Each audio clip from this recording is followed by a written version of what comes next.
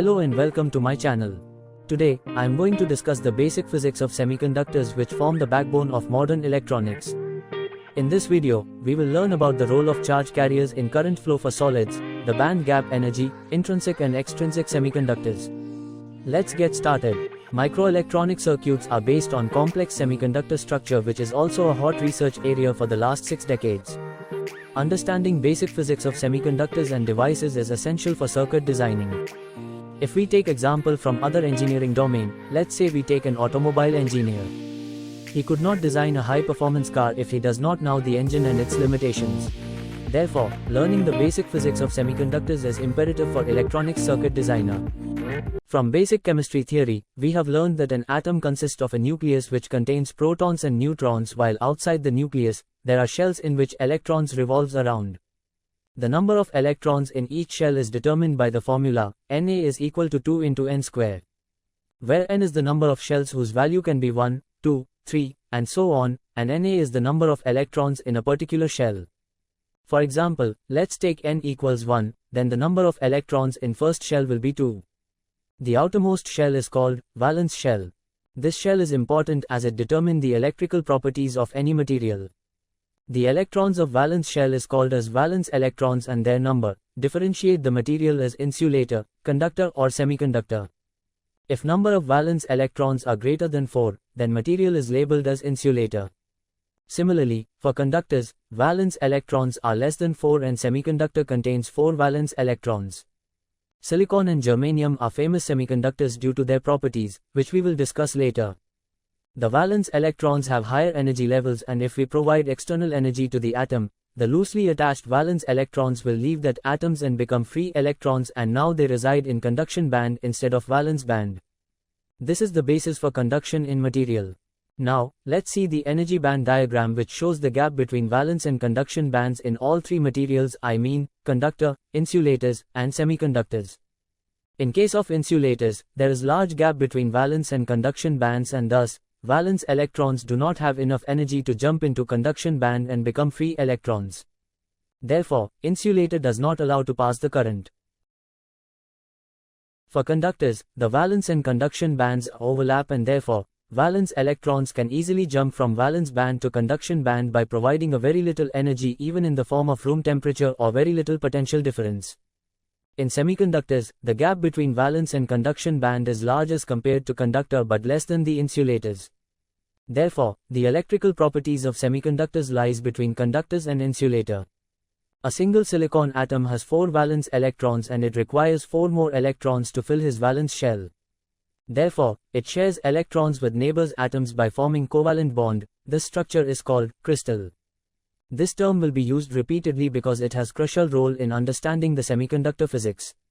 Now let's suppose we have a silicon crystal bar and it contains only silicon atoms and no other impurity is present here. This type of semiconductor is called intrinsic semiconductor. Now, if we connect a battery with this crystal bar, will it conduct the current? Well, it's very interesting question, however, it depends on temperature. Let's say, the temperature is 0 Kelvin. In this scenario, the valence band is completely filled, while the conduction band is empty because there is no energy present which can uplift the electrons from valence to conduction band, to create free electrons. So, there are no free electrons, which can make current flow. Therefore, at T equals 0 Kelvin, the intrinsic silicon crystal behaves as an insulator. Now, let's suppose, the temperature has rise and now we have room temperature that is 300 Kelvin. In this situation, thermal energy excites the valence band electrons, and they start jumping from valence to conduction band.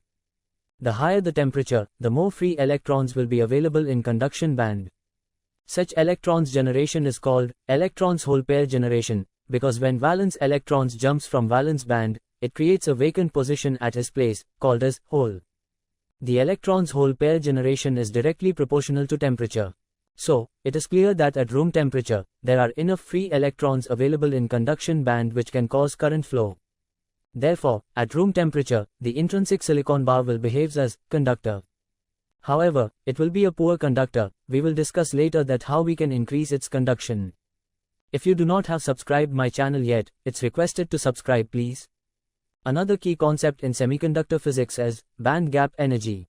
In the energy band diagram of a semiconductor, we have seen that the conduction band is positioned at the top and the valence band is at the bottom. The region or the gap between these two bands is called the band gap. We have discussed that at 0 Kelvin temperature the intrinsic semiconductor has filled valence band and empty conduction band.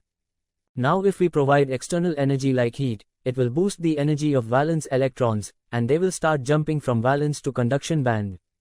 The minimum energy required for electrons to cross band gap is called Bandgap Energy. It's a critical parameter that defines the electrical properties of semiconductor. For silicon, the bandgap energy is 1.12 electron volt, while germanium has 0.7 electron volt bandgap energy. Now, we have two factors that can affect electron-hole pair generation, that is the temperature and bandgap energy. The higher the bandgap energy, the less electrons will cross the band gap. Higher the temperature, the more electrons will be able to jump. There is very interesting and important equation which describes the relation between temperature, band gap energy, and how much electrons are generated, known as electrons density. The equation is Ni equals 5.2 into 10 raised to power 15 into T raised to 3 over 2 into exponential powers minus Eg over 2 kT. It looks long and difficult, but it is very important equation to understand basic physics of semiconductor. This equation will provide density or concentration of electrons per unit volume. In this equation, Ni is density or concentration of electrons, K is Boltzmann constant whose value is 1.38 into 10 raised to power minus 23 joules per Kelvin, T is temperature in Kelvin, and Eg is band gap energy in electron volt. In previous discussion, we have seen that intrinsic semiconductor behaves as insulator at 0 degree Kelvin. Let's prove it with this equation. Simply, put temperature T equals 0 in equation and we will get Ni equal to 0. It means that there will be no charge carrier present at 0 degree Kelvin in intrinsic semiconductor. In actual, we add some impurity in intrinsic semiconductor to make it more useful. Such semiconductor is called extrinsic semiconductor. We will further dive into basic physics of semiconductors in upcoming lectures. Stay tuned, like, share and subscribe.